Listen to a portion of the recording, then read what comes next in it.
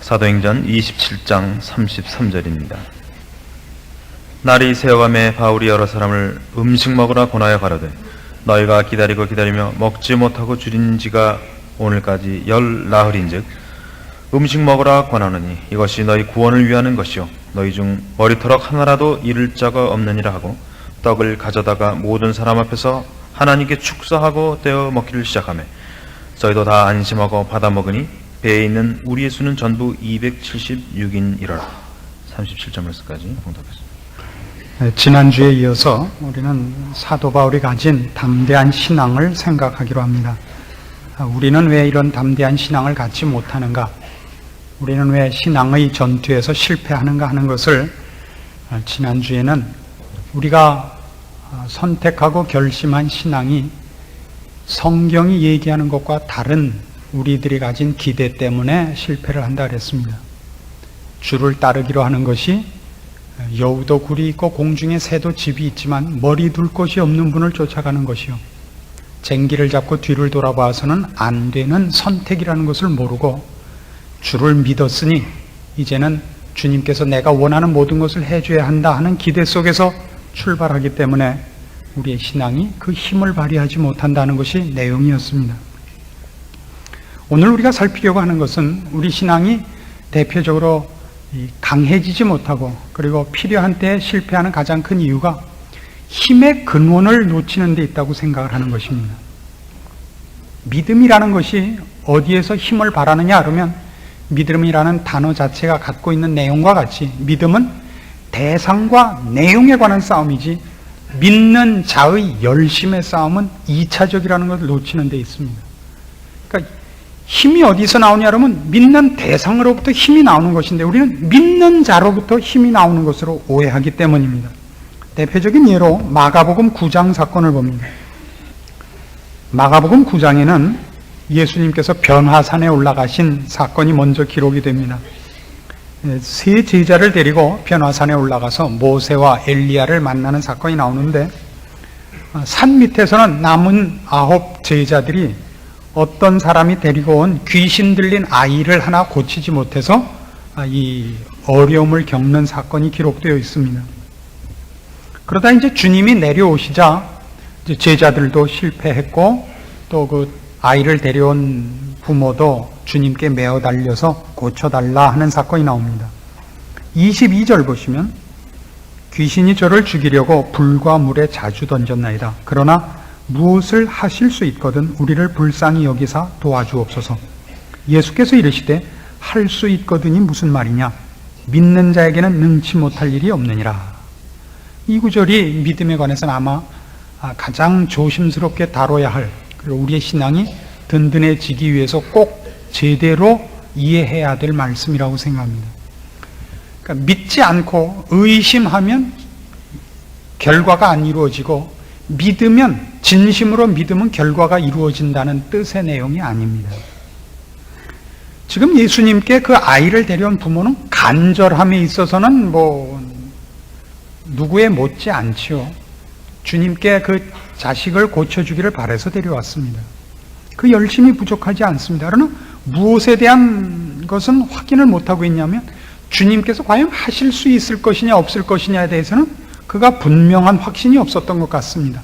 할 수 있거든, 할 수 있으시거든이에요. 주님이 뭐라고 답변하셨냐면 할 수 있거든이 무슨 말이냐? 믿는 자에게 능치 못할 일이 없느니라.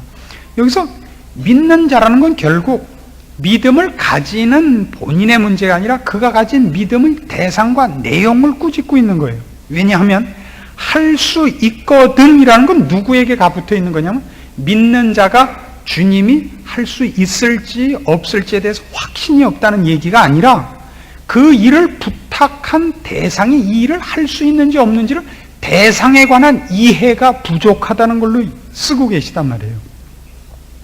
주님이 누구시냐? 지금 예수님께서 어떤 분이냐? 우리가 기도를 하는 하나님 아버지가 누구냐에 대하여 본인이 이 마음 깊은 곳으로부터 신뢰가 없다는 것만의 문제가 아니라 조금 더 나가서 그분에 대하여 모르고 있단 말이죠. 할 수 있거든이 무슨 말이냐? 믿는 자에게는 능치 못할 일이 없느니라. 주님이 초점을 두고 있는 것은 네가 나를 모르는구나요. 네 믿음이 부족하다가 본인이 가진 열심과 진심이 부족하다가 아니라 그 열심과 진심이 묻어져야 될 자리를 할 근거로서의 자기 신앙의 대상에 관한 이해와 신뢰가 부족한 것입니다. 이게 어떻게 조금 억지 같은 느낌도 좀 드시죠? 그것이 본인 믿는 자의 문제일 수도 있다, 이렇게 그런 생각도 드실 겁니다. 조금 더 나가시면 확실한 증거를 찾을 수 있습니다. 28절, 집에 들어가심에 제자들이 조용히 묻자오되 우리는 어찌하여 능히 그 귀신을 쫓아내지 못하였나이까? 이르시되 기도 외에 다른 것으로는 이런 유가 나갈 수 없느니라. 어떤 사본에는, 제가 말하는 사본이라는 건 이 성경의 원본은 없습니다.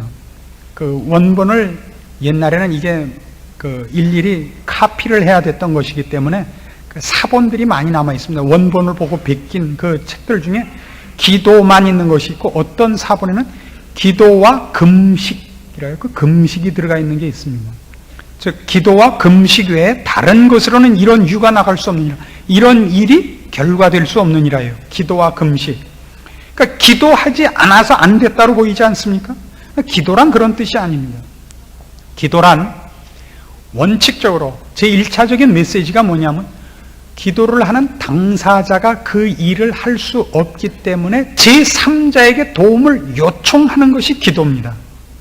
그러니까 기도를 내가 하면 되고 안 하면 안 된다는 뜻이 아닙니다. 본인이 기도를 했느냐 안 했느냐, 아까식으로 본인이 믿음을 가졌느냐 아니냐가 문제가 아니라 그 대상의 문제라고요.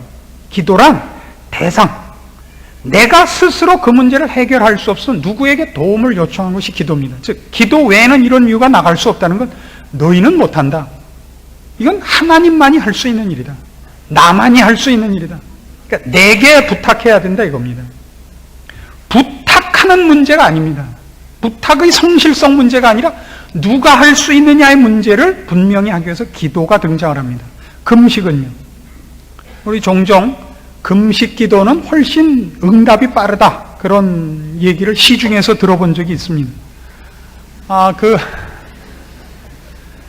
필요한 데서는 은혜를 안 받고 그런 시중 내지는 뭐 이런 데서 은혜를 받으시는 분이 많아서, 금식이라는 것은 이런 뜻입니다.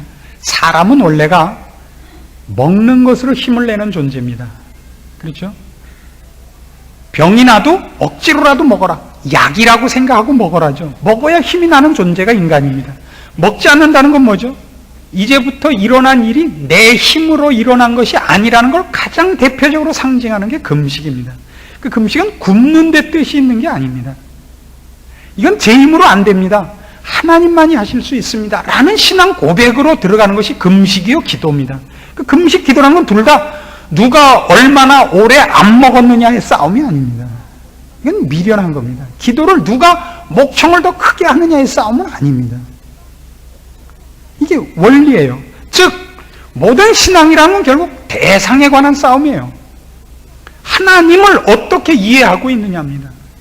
그분에 대해서 얼마나 알고 있느냐, 그래서 얼마나 그분을 의뢰하느냐, 내가 그분을 의뢰한다는 종교적 치장이 아닙니다. 이것이 우리가 믿음이 강하지 못한 가장 큰 이유입니다. 이건 구약으로 가시면요 좀 더 재미있게 묘사되어 있습니다. 사무엘상 15장, 구약 성경 432페이지입니다. 20절 말씀입니다. 19절부터 보죠. 사무엘상 15장 19절. 사건의 내용은 이제 이스라엘의 첫 왕이었던 사울 왕에게 하나님께서 사무엘을 보내서 아말렉 족속을 진멸하라는 명령을 주었습니다. 사울이 가서 그 백성을 다 쳐서 항복을 받았는데, 그 진멸하라는 명령 속에는 사람뿐만 아니라 이 모든 가축까지도 다 진멸하고 남겨오지 말라고 했는데, 그 중에 이 살찐 소들, 양들 이런 것들을 보고 욕심이 생겨서 사울이 그걸 남겨왔습니다. 거기에 대한 이제 꾸중입니다. 19절. 어찌하여 왕이 여호와의 목소리를 청정치 아니하고 탈취하기에만 급하여 여호와의 악하게 여기시는 것을 행하였나이까?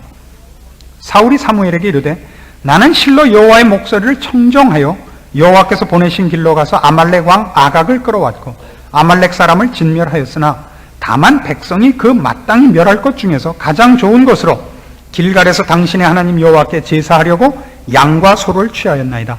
사무엘이 가로되 여호와께서 번제와 다른 제사를 그 목소리 순종하는 것을 좋아하심같이 좋아하시겠나이까.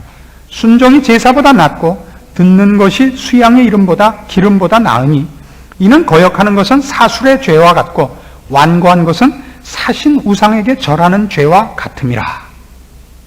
순종이 왜 강조되느냐? 왜 성경이 그 믿음을 강조할 때마다 순종을 강조하느냐 하면 결국 믿음이란 이런 싸움입니다. 아까도 말씀드린 바와 같이 믿음은 대상에 관한 것이고 내용에 관한 것이라 그랬습니다. 믿는 자의 문제가 아닙니다.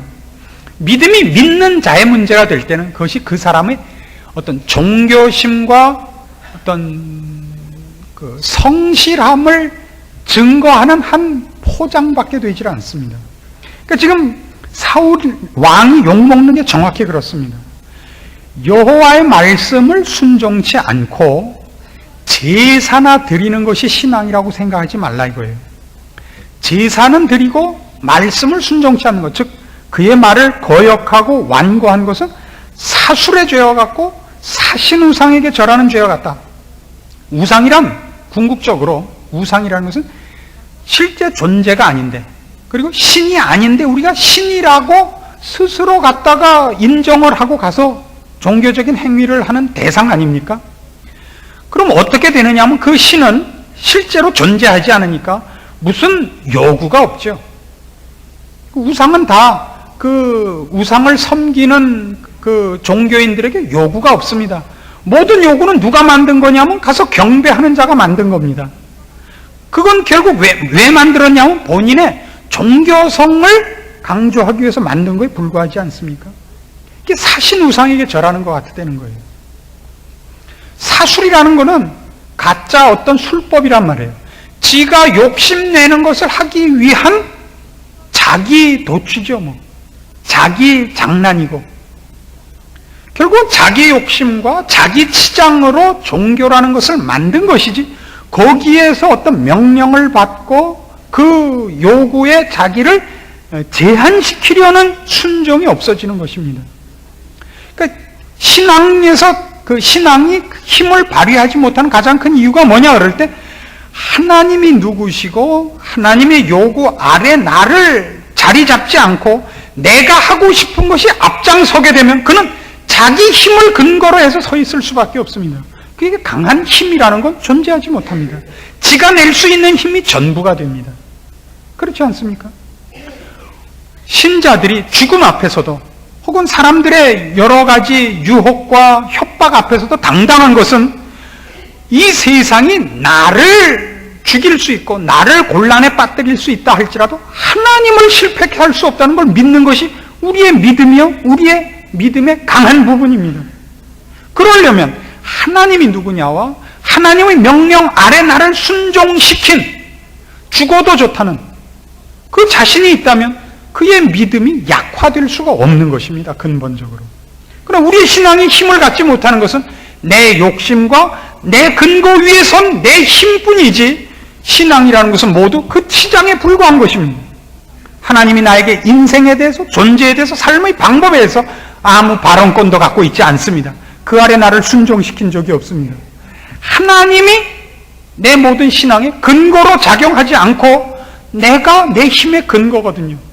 내가 내 힘을 잃으면 나도 마찬가지로 실패하고 마는 것입니다. 이것이 신자들이 현실적으로 갖는 신앙적인 실패의 제일 많은 이유들입니다. 그래서 빌립보서 3장에서는 사도 바울은 이런 식으로 이 문제를 종합해서 얘기합니다. 결국 사도 바울이 어떻게 강한 믿음을 가졌느냐 할 때 그는 그 이야기를 이런 식으로 설명합니다. 신약성경 321페이지입니다. 빌립보서 3장 4절입니다. 그러나 나도 육체를 신뢰할 만하니 만일 누구든지 다른 이가 육체를 신뢰할 것이 있는 줄로 생각하면 나는 더욱 그러하리니 내가 8일 만에 할례를 받고 이스라엘의 족속이요 베냐민의 지파요 이스라엘 중에 이스라엘, 히브리인 중에 히브리인이요 율법으로는 바리새인이요 열심으로는 교회를 핍박하고 율법의 의로는 흠이 없는 자로라. 그러나 무엇이든지 내게 유익하던 것을 내가 그리스도를 위하여 다 해로 여길 뿐더러 또한 모든 것을 해로 여김은 내 주 그리스도 예수를 아는 지식이 가장 고상함을 인함이라. 내가 그를 위하여 모든 것을 잃어버리고 배설물로 여김은 그리스도를 얻고 그 안에서 발견되려 함이니 내가 가진 의는 율법에서 난 것이 아니요 오직 그리스도를 믿음으로 말미암은 것이니 곧 믿음으로 하나님께로서 난 의라. 그의 강한 신앙은 하나님의 의라는 기초 위에서 강해지는 겁니다. 자신을 의지하지 않고 하나님이 예수 그리스도 안에서 우리를 하나님의 자녀 삼으시고 우리에게 모든 것을 허락하시는 하나님의 능력과 우리를 향한 사랑의 근거에서 담대한 겁니다. 누가 나를 건드릴 수 있으랴? 그리고 내 실패가 왜 하나님의 실패겠느냐?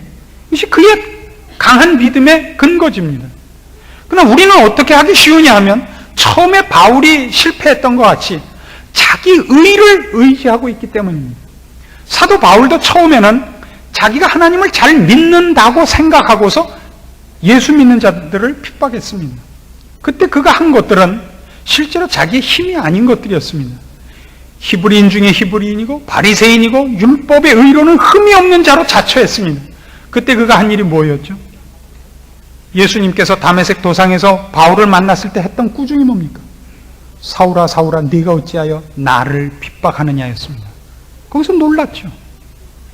그는 자기가 하나님을 위해서 신앙생활을 한다고 생각했는데 그것이 전부 자기 치장밖에 아니었고 하나님께 속하여 하나님의 의로 무장한 그 기초 위에 있는 것이 아니라 자기의 흠 없음을 나타내는 것에 불과했다는 걸 알고 놀랍니다. 이게 굉장히 의미 있는 얘기입니다. 그가 가졌던 모든 율법적인 행위, 완전한 모든 종교적인 생활 태도가 자기를 치장하는 것, 자기가 남과 다른 것을 얘기하는 것이었지 하나님이 우리를 사랑하시고 죄 가운데서 우리를 불러내셨다는 은혜 아래 들어간 그 근거 위에 선 자랑이 아니었다고요. 이것이 바울이 그의 신앙의 담대함이 만들어진 근거로서 제시하는 겁니다. 이건 우리가 훨씬 자주 오해하는 것 중에 하나입니다. 예를 들면 호세아서 6장 같은 데 가보십시오. 구약성경 1261페이지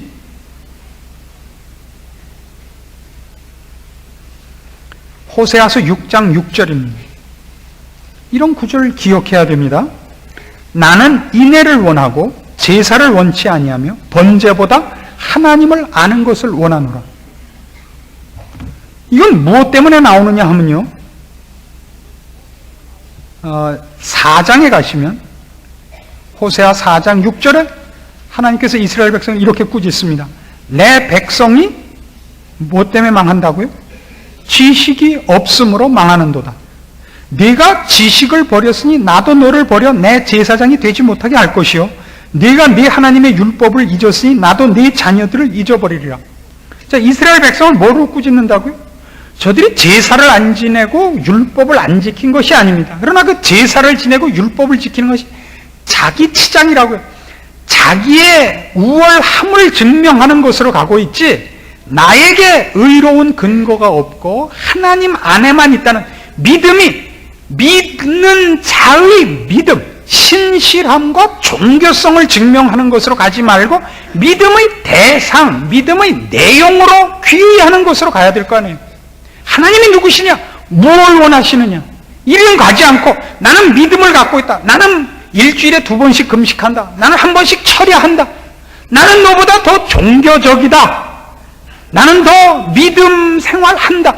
여기가 아니라 하나님을 아는 것으로 가고 하나님이 요구하는 대로 내가 그래서 순종하는 대로 가야죠. 여기가 바로 내 믿음이 나라는 자를 의로운 기준으로 삼는 치장이냐, 하나님의 하나님 되심을 깨우치고 그 안에서 은혜로 구원을 얻은 내가 하나님 아래 순종하는 자세로 들어가느냐로 같은 믿음의 표현 같은데도, 같은 믿음의 고백 같은데도 전혀 다른 믿음이 만들어지는 것입니다. 하나님을 근거로 하고 그의 불러내신 의를 근거로 한 기초 위에 우리의 신앙을 쌓는다면 우리는 실패하지 않습니다. 근데 이건 생각보다 교묘합니다. 우리는 생각보다 훨씬 쉽게 이 믿음이 서야 할 근거를 자기 쪽에서 만들기 쉽습니다. 조금 전에 말씀드린 것 같이 자기 치장으로 가는 것만 있는 것이 아니라 한 걸음 더 나가면 이런 식의 실수가 있을 수 있습니다. 그 실수 중에 하나는 우리가 신앙을 너무 감정적으로 갖고 가는 데 있습니다. 보통 예수를 믿을 때 여러분들에게 감격과 기쁨이라는 경험이 있을 수 있습니다. 또 어떤 신비로운 체험이 있을 수 있습니다. 우리가 놓치기 쉬운 것은 내가 예수를 믿을 때 기뻤다는 사실입니다. 근데 그 기쁨이 무엇 때문에 생겼느냐를 놓치게 된단 말이죠. 여러분이 처음 예수를 믿고 회개할 때 많은 눈물을 흘리신 경험을 가진 분도 있습니다. 그 눈물의 정체가 뭡니까? 그 눈물의 정체가 뭡니까? 여러분 혹시 중간에 예수 믿으셨거나 혹은 어려서부터 예수를 믿었는데 중간에 이렇게 극적인 계기를 가지셔서 예수를 더 열심히 믿는 쪽으로 방황하던 시절에서부터 돌아온 경험을 가진 분들이 있죠. 그때 많은 눈물이 있었을 텐데요. 그 눈물이 무엇 때문에 일어났는지 정확히 알고 계십니까? 그 눈물의 정체는 물론 기쁨이고 환희고 애통함입니다. 내가 이런 죄인이었구나. 주님이 나를 부르셨구나. 그 눈물의 정체는 뭐냐면요. 안심입니다. 집 떠났던 애가 여러분 옛날 우리 창경원 다니던 시절에 그 애들 그 부모 떨어져 갖고 애들 그냥 무작정 울지 않습니다. 절반 울면서 찾으러 다니는 동안은 맘 놓고 못 울어요. 찾아야 되니까. 만나면 그럼 이제 맘 놓고 눈알이 빠지게 우는 거죠. 이제 만났으니까.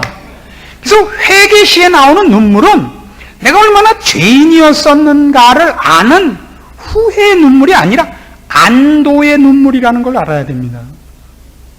그 안심이 거기 그 내용 중에 제일 많은 부분이에요.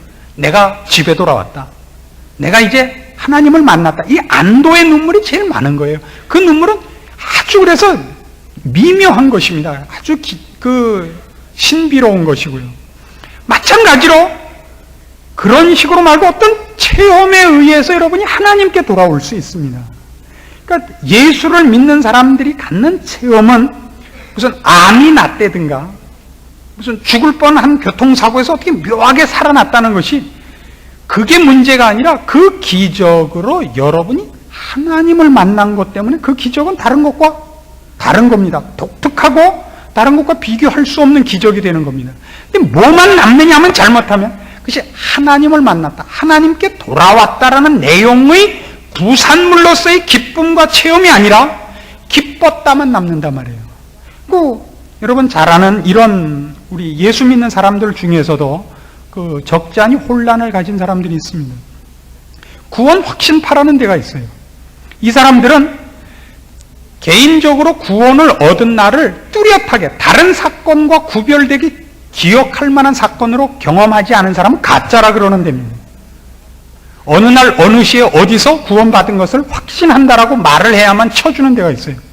그렇지 않습니다. 그건 저도 없어요. 목사님도 못 받았으니까요. 저보다 확신 더 갖고 있는 사람이 있으면 나와보라 그러세요.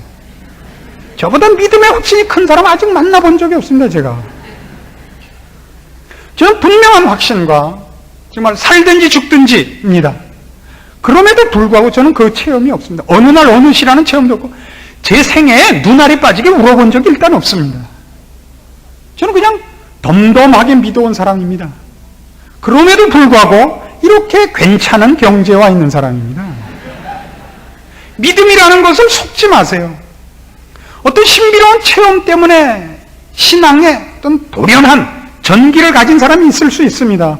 요 근래에는 어떤 분들이 그런 분들이냐, 베레아파에 속하셔서 귀신 쫓아내는 걸 보고 영적인 충격을 받고 이 열심 있는 신자로 돌아서는 계기가 되신 분들도 있을 수 있고, 예 목사님한테 가서 저거 받으시고 넘어지셔서 도련한 계기를 가질 수 있습니다. 조심하셔야 될 것은 그것이 여러분에게 뭘로 남느냐 이겁니다. 귀신을 쫓아낸 것과 넘어진 것으로 남지 마시고 그것으로 인하여 만나게 된 하나님을 놓치지 말라 말이에요. 좀 더 쉽게 예를 듭시다. 어떤 남편이 아내를 사랑해서 아내에게 좋은 걸 해주기를 기뻐했다고 합시다. 뭐 저라고 이름을 밝힐 필요는 없지만, 그래서 해외여행도 시켜주고 무슨 좋은 옷도 사줬어요. 기쁘지요? 그러면 여행을 해서 기쁘고 옷을 얻어 입어서 이쁜 것이 아니라 그 내용은 원래는 뭐냐 하면 남편이 나를 사랑한다죠.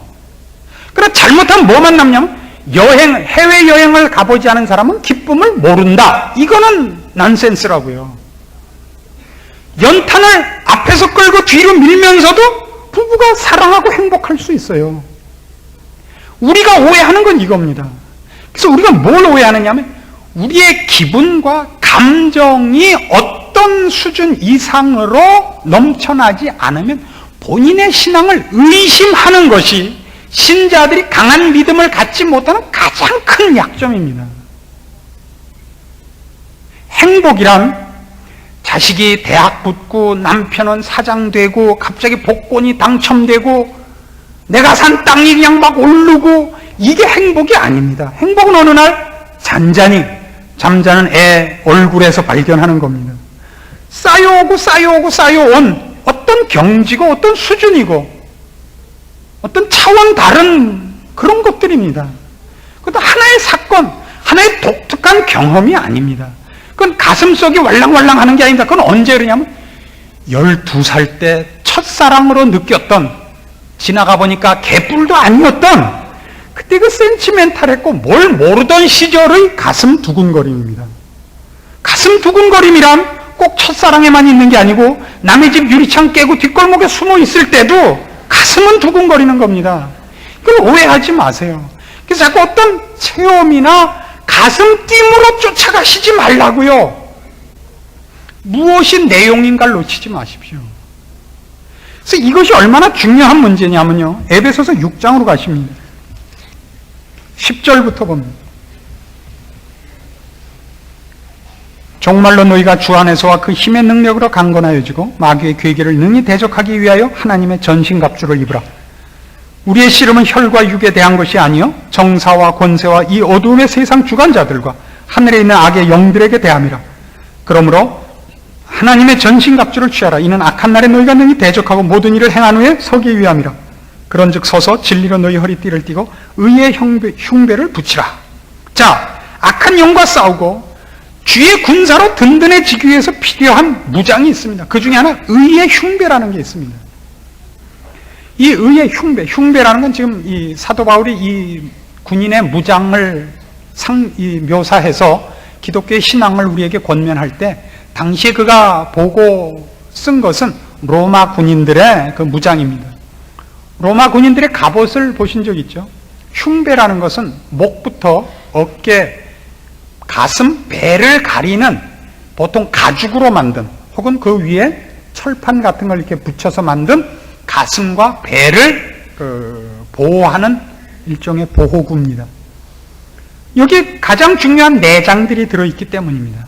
그런데 이 신약 성경을 쓸 당시에 이 사람들은 내장을 무엇으로 생각을 했었느냐 하면요, 감정의 자리로 생각을 했습니다. 오늘날에도 그렇죠.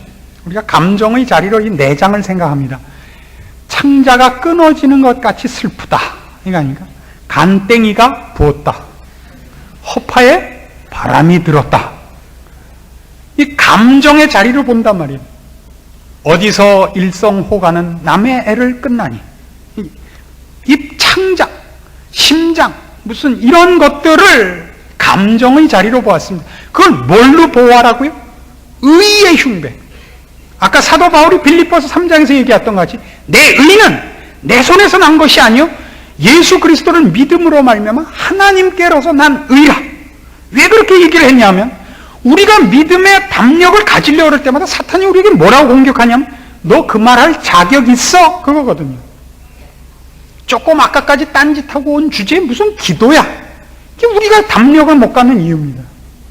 자꾸 우리의 지난 죄를 들춰내고 우리가 얼마나 게으르고 못났고 믿음이 없는 자인가를 자꾸 들쑤시면 다 나가 넘어집니다.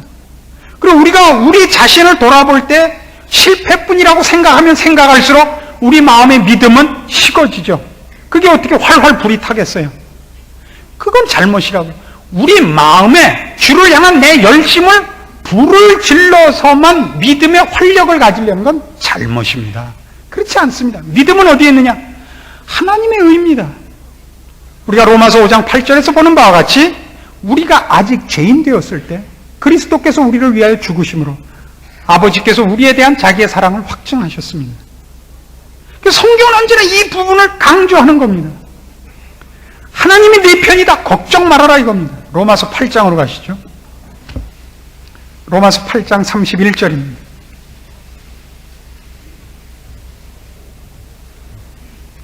그런즉 이 일에 대하여 우리가 무슨 말하리요? 만일 하나님이 우리를 위하시면 누가 우리를 대적하리요? 자기 아들을 아끼지 아니하시고 우리 모든 사람을 위하여 내어주시니가 어찌 그 아들과 함께 모든 것을 우리에게 은사로 주지 아니하시겠느냐? 누가 능히 하나님의 택하신 자들을 송사하리요? 의롭다 하신 이는 하나님이시니 누가 정죄하리요? 이게 무슨 얘기예요 전부? 하나님이 우리 편을 들었는데 누가 우리를 방해하겠냐 말이에요. 여러분 자신이 여러분을 방해하지 마십시오. 하나님이 우리 편입니다. 우리를 편들기 위해서 뭘 했다고요? 우리를 위해서 예수 그리스도를 죽이신 분입니다. 누가 우리를 정죄하리요? 의롭다 하신 이는 하나님이시란 말입니다. 그래서 뒤에 뭘로 결론이 나죠? 35절. 누가 우리를 그리스도의 사랑에서 끊으리요? 환난이나 곤고나 핍박이나 기근이나 적신이나 위험이나 칼이라. 기록된 바 우리가 종일 주를 위하여 죽임을 당케 되며 도살아 양같이 여김을 받았나이다 함과 같으니라. 그러나 이 모든 일에 우리를 사랑하시는 이로 말미암아 우리가 넉넉히 이기느니라.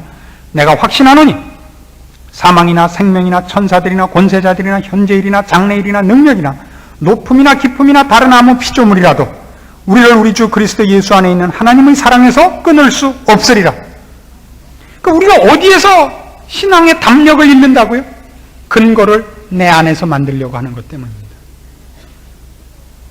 우리는 물론 예수를 믿는다 그러고 하나님의 사랑을 믿는다 그럽니다. 그럼 믿는다고 하면서도 믿음에 내 안에서 믿는다고 할 때 어떤 불길이 일어나지 않으면 나는 아니라고 그런다고요. 아니에요. 불길은 없어도 됩니다. 불길이 문제가 아니에요. 십자가가 2000년 전에 이 지구상에 갈보리산 위에 분명히 섰었고 예수 그리스도께서 우리를 위하여 거기서 돌아가셨고 우리를 위하여 또 부활하셨습니다. 우리가 예수를 믿고 있고 우리 안에 성령님이 와 계십니다. 그건 내 기분과 상관없습니다. 비행기와 오토바이는 어느 게 빠릅니까? 물론 비행기가 빠릅니다. 어떤 게 빠른 느낌이 듭니까? 오토바이가 빨라 보입니다. 왜요? 그는 노출된 상태로 타야 되기 때문에 달릴 때 바람 저항을 온몸으로 받습니다. 달리는 것 같아요. 이렇게 달리는 것 같아요. 80km입니다. 비행기를 타면요. 안 가는 것 같아요. 안 가는 것 같은데 그게 10배도 더 되게 800km도 넘습니다. 우리는 뭐에 속고 있다고요? 근거와 신앙의 모든 것을 내 안에서 찾으려고 합니다. 하나님의 의, 이게 없습니다. 지금 사도 바울이 가진 모든 그의 담력과 신앙상의 승리는 무엇 때문이냐면 그가 잘난 게 아닙니다. 그가 자신의 못난 것과 자기 안에 아무 근거를 찾으려고 하지 않고 하나님 안에 두었기 때문입니다. 죽으면 어떻습니까? 살아도 주를 위하여 살고 죽어도 주를 위하여 죽기로 한 사도 바울입니다. 죽으면 천국 갈 것이요 살아있으면 하나님이 그 인생을 지킬 것입니다. 그게 무슨 두려움이 있습니까? 이건 오늘날 우리에게 당장 사용할 수 있죠. 여러분 자녀가 붙으면 어떻고 떨어지면 어떻습니까? 기왕이면 붙여달라 이거죠. 그래도 기왕 마찬가지일진데 붙으면 붙는 대로 하나님이 거기에 필요한 유익을 주실 것이요 안 되면 안 되는 대로 하나님께서 영원한 유익을 위하여 그 일로 우리에게 좋은 밑거름이 되게 하실 것을 믿으십니까? 조그맣게 하면요. 붙여주실 것을 믿습니까? 그러면 큰 소리로 하고 여기가 우리가 지는 자리라고요. 우리의 믿음은 너무 나라고요. 내 욕심이 있고 내 계획이 있고 내 능력이 있어요. 나뿐이라고요. 사실은 하나님을 믿고 그 앞에 머리를 조아려 말씀을 들을 생각이 없어요. 그러니까 내 힘이 뻗치는 것도 내 안에서 불길이 탈 때지 하나님이 그 전능한 오른손을 펴실 때가 아니라고요. 여기가 우리가 지는 자리입니다. 여기서 벗어나셔야 됩니다. 우리의 믿음이 무엇인가를 보십시오. 이 천지는 없어지겠지만 하나님의 말씀은 없어지지 않을 것이요. 이 세상은 결국 종막을 고하겠지만 하나님은 영원한 나라로 우리를 부르실 것입니다. 우리가 살아있는 한 하나님이 우리를 먹이실 것이요. 공중 나는 새를 보라, 들에 핀 베가바를 보라, 오늘 있다 내일 아궁이에 던지올 들풀도 하나님이 이렇게 입히시거든 하물며 너희 일까보냐 믿음이 적은 자들아. 이 꾸중을 깊이 음미하셔야 되는 겁니다. 그래서 우리가 신앙이 얼마나 좋든지 나쁘든지, 우리가 얼마나 믿음이 좋고 나쁘고 하나님에 대한 이해가 얼마나 뛰어났느냐 못났느냐와 상관없이 사실은 신자는 다 실패할 수 없는 자리에 와 있는 겁니다. 하나님이 우리를 놓지 아니하시고 하나님이 우리 발걸음을 헛되지 않게 할 겁니다. 문제는 뭐죠? 이 신앙을 갖고 있으면 그가 담력을 얻고 그의 신앙 인생을 즐기고, 모르면 어차피 가는 길 꽁꽁거리고 가는 것밖에 남는 것이 없습니다. 그래서 실제로는 그가 많은 은혜와 능력과 보호하심 속에 있는데 밤낮 덜덜덜덜 떨면서 가는 거죠. 어분에 3년 찾는 겁니다. 이것만큼 미련한 짓은 없습니다. 신앙의 담력은 새로운 기술이 필요한 것도 아닙니다. 새로운 무슨 뭐가 있어야 되는 것이 아닙니다. 이미 모든 신자에게 약속된 것입니다. 그러나 이것을 여러분들이 힘써 여러분 마음에서 일어나는 모든 자책감과 자기 의를 세우려는 교만함에서 벗어나 하나님 앞에 귀의하는 법을 훈련하셔서 하나님께서 실제로 여러분 인생을 주관하게 하시고 여러분이 순종함으로써 그 하나님이 인도하시는 신앙으로 순종한 인생의 놀라운 것들을 체험하시면 하실수록 늘어갈 것이요, 그렇지 않으면 쇠퇴할 것입니다. 여러분 자신의 신앙을 부름받은 사람답게 승리하시고 더 많이 순종하셔서 더 많은 경험과 더 많은 기쁨을 맛보시는 것으로 여러분 신앙을 높여가시기를 권합니다. 기도하십시다. 하나님 아버지의 은혜를 감사합니다. 우리가 서 있는 자리, 하나님의 자녀라는 이름값을 하게 하여 주시옵소서. 확보된 승리, 허락된 모든 특권들을 누릴 줄 알게 하시고 하나님 앞에 순종하는 법을 배우게 하시고 하나님을 더 깊이 알게 도와주시옵소서. 사신우상에게 절하는, 나를 치장하는 헛된 노력에서 구원하시고 주를 힘입어 주 안에서 승리하는 하나님의 의를 힘입는 살아있는 신앙을 소유하고 누리고 실천하는 저희들 되게 하사 우리의 발걸음이 닿는 곳마다 하나님의 영광과 우리의 승리가 높이 드러나는 인생으로 허락하시옵소서. 예수님의 이름으로 기도합니다. 아멘.